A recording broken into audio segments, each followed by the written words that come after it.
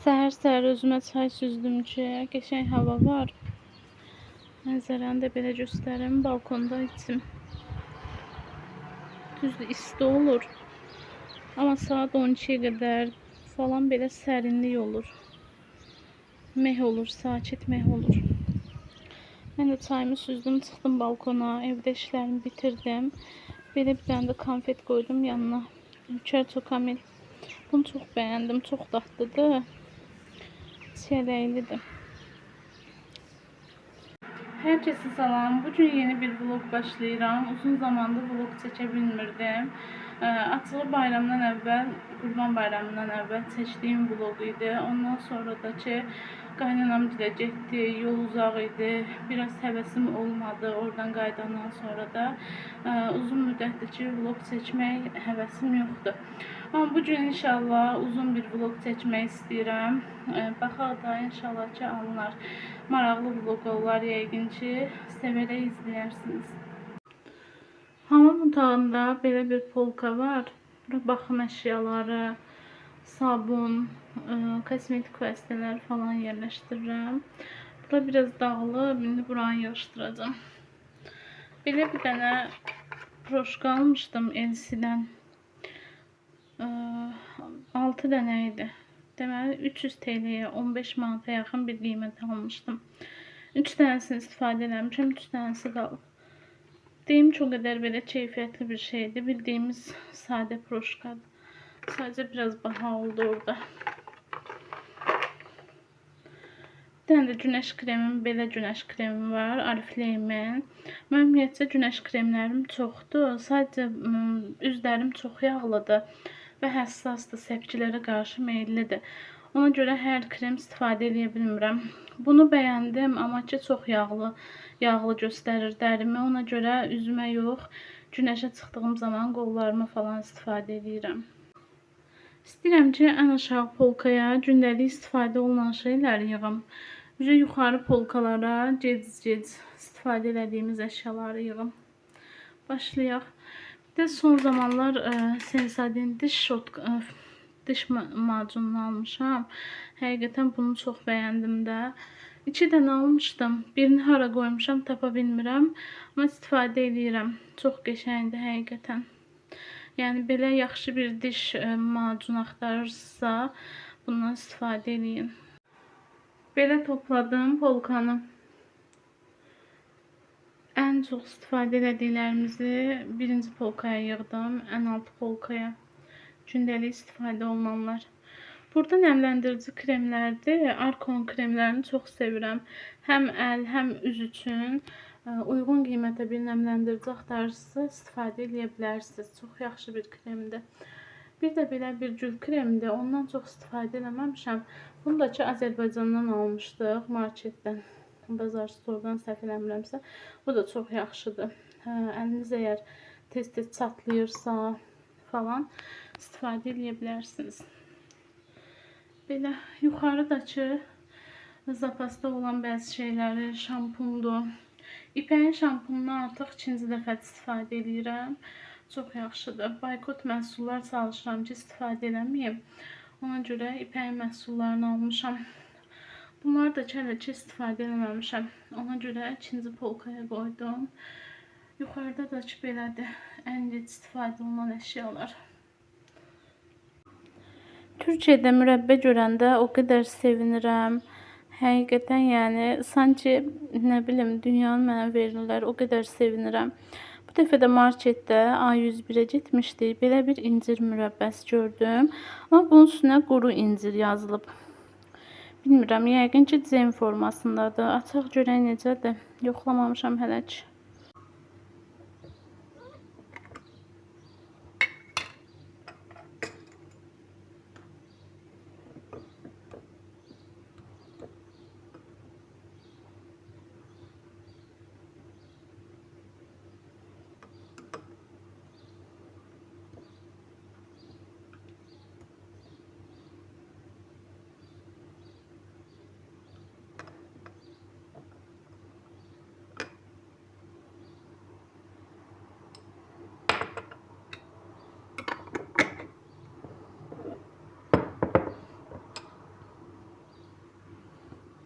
belə bir şeydir. Sanki doğranıbmı, nədir? Belə. Amma çox çiğitlidir də, yəni toxumları üstündədir. Yəqin ki, əzilib ya nəsə, ya da quru olduğuna görə belədir. Dadına baxaq görək necədir.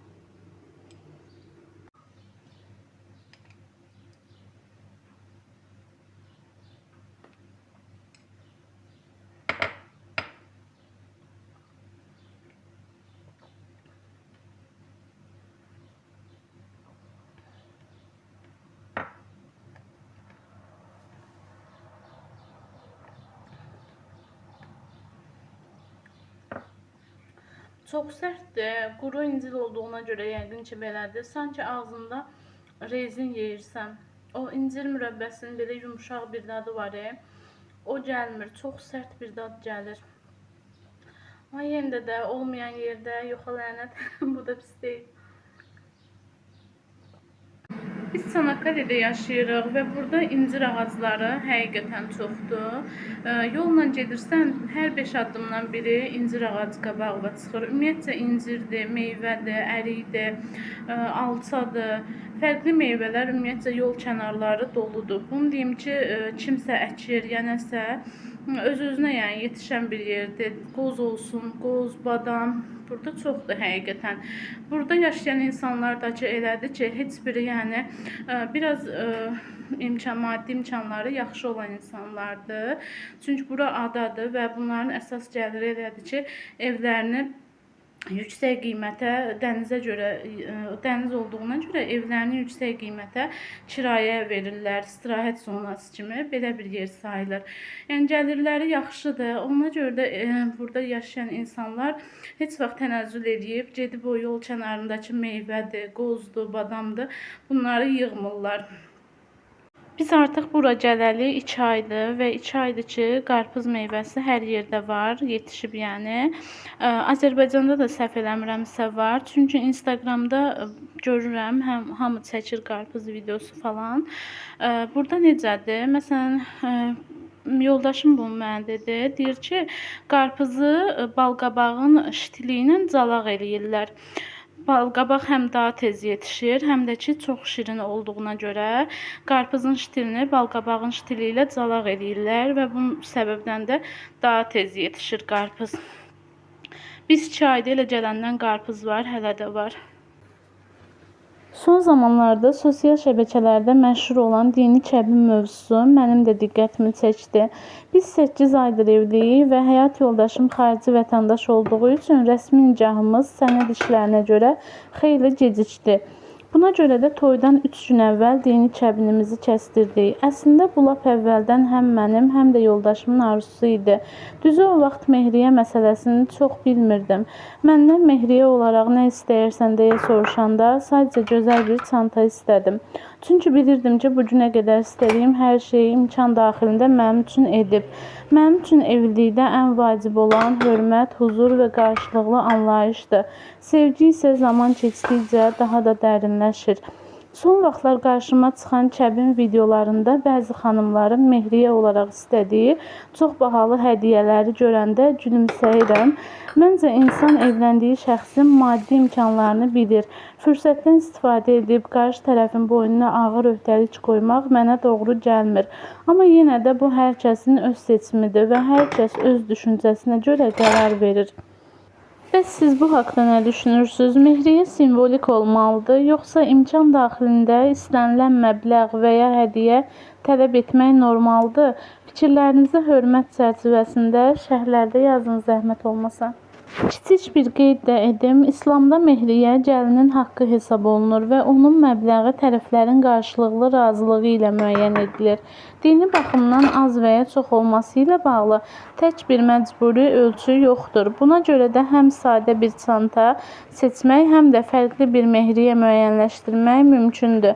Əsas məsələ razılıq və ədalətdir.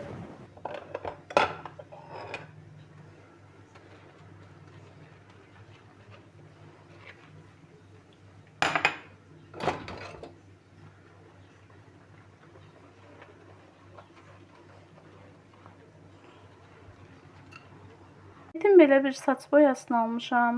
568 fındıq qabığı rəngdir bu.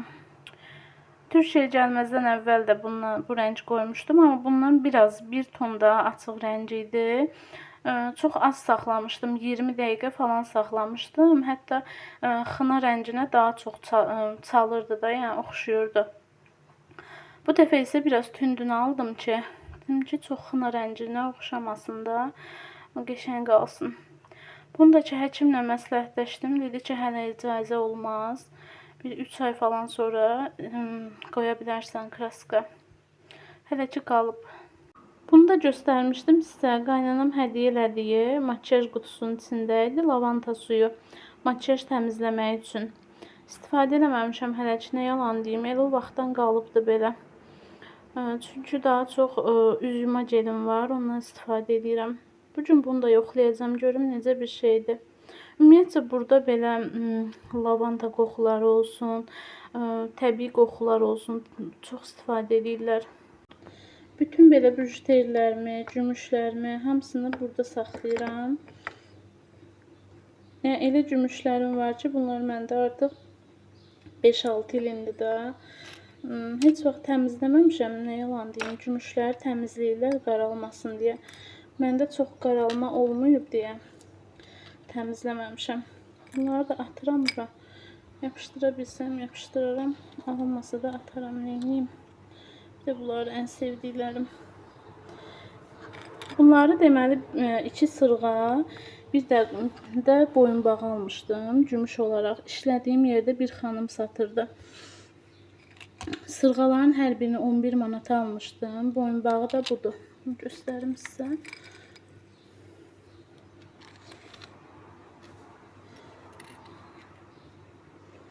Dolaşıb belə. Qəşəng sadə boyunbağıdır. Belə. Bunu da ki 14 manat almışdım. Endirim də eləmişdi. Çox şey almışdım deyə. O bir sırğalarım yaşıl rəngi idi. Tapa bilmirəm. Onları yəqin harasa qoymuşam. Başqa yerə qoymuşam. Amma gümüşləri həqiqətən çox sevirəm. Qızıldan daha çox bəlkə də gümüş sevirəm. Manat almışdım. Hansısa bir 5 il falan bundan əvvəl. Uzun müddətdə taxıram. Birinin bir dənə qaşı düşür. Neçə onu da taxdırmaq olur. Sonra sırğalarımdan.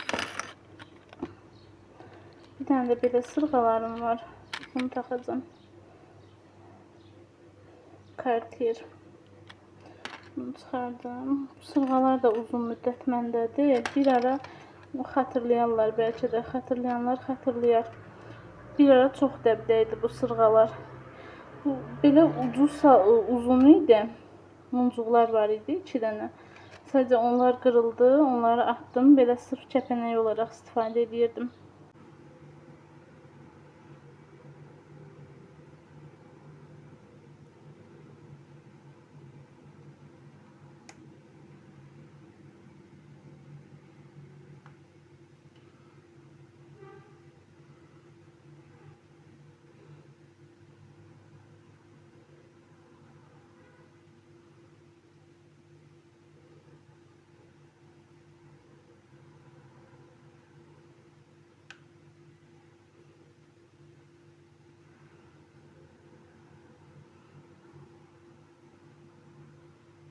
Çox görsənmir, çox bilinmir bunlar qulaqda. Əslində əvvəllər belə sırğaları daha çox sevirdim ki, çox abartılı əşya sevmirdim də, tak əşyası, bijuteri. Amma axır vaxtlarda biraz istəyirəm ki, görünən olsun, görünsün, nə bilim gözə çarpsın istəyirəm belə. Bunlar da ki, çox balaca oldu, amma belə pis deyil sanki. Siz nə düşünürsünüz, necə oldu?